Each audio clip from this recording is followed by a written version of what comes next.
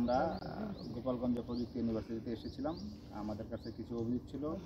এর মধ্যে গুরুত্বপূর্ণ কয়েকটি অভিযোগ হচ্ছে যে এখানে আসবাবপত্র ক্রয়ে একটা ব্যাপক অনিয়ম হয়েছে। এটা বিগত দীর্ঘ সময় 16 সালের পর থেকে বিভিন্ন সময়ে প্রচুর পরিমাণে বাজেট এনে আসবাবপত্র কেনা হয়েছে, কিন্তু আসবাবপত্রগুলো ব্যবহার হচ্ছে না। আমরা আজকে সরেজমিনে ঘুরে দেখলাম বিভিন্ন জায়গায় আসবাবপত্রগুলো স্তূপ করে রাখা হয়েছে। এখানে কাঠের আসবাবপত্র এবং স্টিলের আসবাবপত্র রয়েছে। এছাড়া আরও কিছু অভিযোগ ছিল, যেমন লাইব্রেরিতে বই কেনারও নিয়ম আছে। তারপরে আপনার এখানে বয়স 32 বছরের উপরে এমন কর্মকর্তাকে নিয়োগ দেওয়া হয়েছে। তারপরে এখানে যে পানি শোধনাগার আছে, এই পানি শোধনাগার দুইটাই পরিত্যক্ত অবস্থায় আছে। কোটি কোটি টাকা খরচ করে পানি শোধনাগারগুলো করা হয়েছে, কিন্তু এগুলো ব্যবহার হচ্ছে না। তারপরে আমরা দেখলাম যে এখানে যে প্ল্যানিং কমিশনের ডিডি তুহিন মাহমুদ, ওনার বিষয়ে স্পেসিফিক অভিযোগ ছিল যে উনি কেনাকাটায় ব্যাপক অনিয়মের সাথে জড়িত। আজকে তার আমরা নথিগুলো পর্যালোচনা করছি এবং তার যে এখানে ইনভলভমেন্ট, এই বিষয়ে বিশ্ববিদ্যালয় কর্তৃপক্ষ তদন্ত কমিটি গঠন করেছে বলে আমরা জানতে পেরেছি। সেই তদন্ত কমিটির রিপোর্টগুলো আমরা দেখব। এছাড়া এখানে কর্মরত আপনার নজরুল ইসলাম হীরা, উনিও এখানকার যে টেন্ডার বাণিজ্য, এখানে অনেক কর্মকর্তা আছে যাদের আপনার আত্মীয় স্বজনের নামে ট্রেড লাইসেন্স করে বিশ্ববিদ্যালয়ে যে উন্নয়নমূলক কাজ, এগুলো টেন্ডারে অংশগ্রহণ করে এবং কাজগুলো ঠিকমতো না করে বিপুল পরিমাণ অর্থ আত্মসাৎ করে বিপুল পরিমাণ সম্পদ অর্জন করছেন। গোপালগঞ্জ শহরে তার কয়েকটা বাড়ি আছে বলে আমরা জানতে পেরেছি।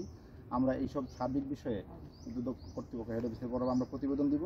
প্রতিবেদনের আলোকে তাদের বিরুদ্ধে অবৈধ সম্পদের অনুসন্ধান এবং যদি আমরা ক্ষেত্র বিশেষে দু একটা মামলার রুজুর প্রস্তাবও দিব, সেক্ষেত্রে কর্তৃপক্ষ যেভাবে আমাদের সিদ্ধান্ত দিবে সেভাবে আমরা পরবর্তী কাজ করব। মোট কয়জনের বিরুদ্ধে? এখানে 3 জন কর্মকর্তার বিরুদ্ধে সুনির্দিষ্ট অভিযোগ ছিল যে একজন কর্মকর্তা আপনার বয়স বেশি দিয়ে নিয়োগ পেয়েছেন, আর 2 জন হচ্ছে এই কেনাকাটা টেন্ডারবাজির সাথে জড়িত ছিলেন। এই 3 জনের বিরুদ্ধে সুনির্দিষ্ট অভিযোগ ছিল। স্যার, এই যে যারা বয়স বেশি দেখিয়ে 2 জন, এই 2 জন কারা? না, 2 জন না, আসলে একজন। একজনের নাম হচ্ছে শারমিন চৌধুরী, উনি সেকশন অফিসার হিসেবে নিয়োগ পেয়েছেন। তার আমরা ব্যক্তিগত ফাইলটা তলব করেছি, ব্যক্তিগত ফাইলটা দেখে আমরা চূড়ান্ত সিদ্ধান্ত জানিয়ে দেবো। না, এখানে 4 জন কর্মকর্তা 4 জন না, একজন নাম ওনার সুনির্দিষ্ট অভিযোগটা পাইনি, আমরা ফাইল পেলেই বুঝতে পারবো। আরেকজন যেটা আছে আপনার শারমিন ফারজানা ইসলাম, ওনার বিষয়ে অভিযোগটা আমরা ফাইলটা পেলে বুঝতে পারবো। 4 জনই আছে। ফারজানা ইসলামের বিরুদ্ধে কি অভিযোগ আপনাদের কাছে? অভিযোগগুলো আসছে, এর কি প্রমাণিত হয়েছে কি? আমরা তো ওই যে আসবাবপত্রটা আমরা নিজেরা সরেজমিনে গিয়ে দেখলাম যে আসবাবপত্র অতিরিক্ত কেনা হয়েছে এবং নিম্নমানের আসবাবপত্র কেনা হয়েছে। তারপরে সার্টিফিকেট প্রিন্ট, এখানে যে সার্টিফিকেটগুলো অনার্স মাস্টার্স করার পরে ছাত্রদের দেওয়া হয়, এই সার্টিফিকেটগুলো খুবই নিম্নমানের প্রিন্ট করা হয়েছে বলে অভিযোগ আছে। এটাও আমরা দেখতেছি। বঙ্গবন্ধুর মোরাল নির্মাণে অনিয়মের কথা বলা হয়েছে। এখানে বঙ্গবন্ধুর মোরালটা অনেকদিন ধরে নির্মাণ কাজ চলতেছে, কিন্তু এখনো শেষ হয় নাই। কিন্তু আমরা জানতে পেরেছি যে ঠিকাদার বিল টিল নিয়ে চলে গেছে, কিন্তু কাজটা কমপ্লিট হচ্ছে না। আপনাদের যে মেইন গেট, এখানে যে মেইন গেটটা দেখতেছেন, সেটা প্রায় 16-17 সাল থেকে কাজ শুরু হয়ে এখন পর্যন্ত চলমান, এখনও কাজ শেষ হয় নাই। অথচ একটা নির্মাণ কাজে 2-3 বছর বেশি লাগার কথা না, কিন্তু ঠিকাদার বিল বছর নিয়ে চলে গেছে, কিন্তু কাজটা হয় নাই। এছাড়া আমরা এখানে যে লেক পার এবং কফি হাউস আছে, এই কফি হাউসটাও দেখা যাচ্ছে যে অপরিত্যক্ত অবস্থা পড়ে আছে। এখানে নানা ধরনের অসামাজিক কার্যক্রম হচ্ছে। এখানে উন্নয়ন কাজটাও কমপ্লিট হয় নাই, কিন্তু বিল বছর নিয়ে চলে গেছে।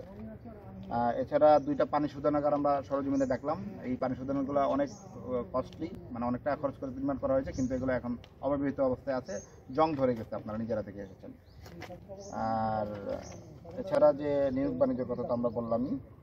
এছাড়া আপনার কিছুদিন আগে 49টা কম্পিউটার চুরি হয়েছিল লাইব্রেরি থেকে। এটার তদন্ত রিপোর্ট আমরা চেয়েছি। তদন্ত রিপোর্ট পেলে আমরা দায়ীদের বিরুদ্ধে সুনির্দিষ্টভাবে মামলার প্রস্তাব দেব।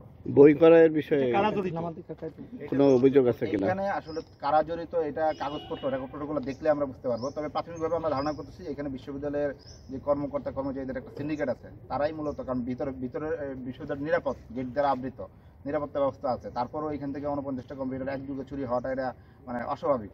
সেক্ষেত্রে এই বিষয়টা আমরা সরেজমিনে দেখে বিশ্ববিদ্যালয়ের যারাই জড়িত তাদের বিরুদ্ধে আমরা আইনগত ব্যবস্থা করবো। আচ্ছা, আপনারা টোটাল যে অভিযোগগুলো দেখলেন আজকে, আপনারা কি পেয়েছেন প্রাথমিকভাবে? প্রাথমিকভাবে যে অভিযোগগুলো ছিল বেশিরভাগই সরেজমিনে দেখে যে কটা দেখতে পাচ্ছি সেগুলোর সত্যতা আমরা পেয়েছি। এছাড়াও বাকি যে কাজগুলো রয়েছে এগুলোর বিষয়ে আমরা ডকুমেন্ট দেখতে হবে। আমাদের ফাইলগুলো আমরা একটু আগে আপনারা এখানে আসার আগে আমরা ওখানকার যে আপনার রেজিস্ট্রার, সহকারী রেজিস্ট্রার আছেন, ওনার কাছে আমরা ফাইলগুলো চেয়েছি। উনি ফাইলগুলো বের করতেছে। আমরা এখন ফাইলগুলো দেখে বাকি তথ্যগুলো জানাতে পারবো। এর পরবর্তী ব্যবস্থা কি আপনাদের? পরবর্তী ব্যবস্থা আমরা আজকেই রিপোর্ট প্রধান কার্যালয়ে দিয়ে দিব যে ফাইন্ডিংগুলো পেয়েছি, বিশেষ করে অনিয়ম এবং আত্মসাৎ সংক্রান্ত যেগুলো পাবো সেগুলোর বিষয়ে আমরা মামলা প্রস্তাব দিব। আর অবৈধ সম্পদ অর্জন যারা করছে তাদের বিরুদ্ধে অবৈধ সম্পদ অর্জনের জন্য সম্পদ বিবরণী আদেশ জারি করার সুপারিশ করব। আর এই যে ব্যাংক ফেলে রাখছে, এই যে আর্থিক অনিয়ম করছে সেটার বিষয়ে আমরা তাদের বিভাগীয় ব্যবস্থা গ্রহণ করব।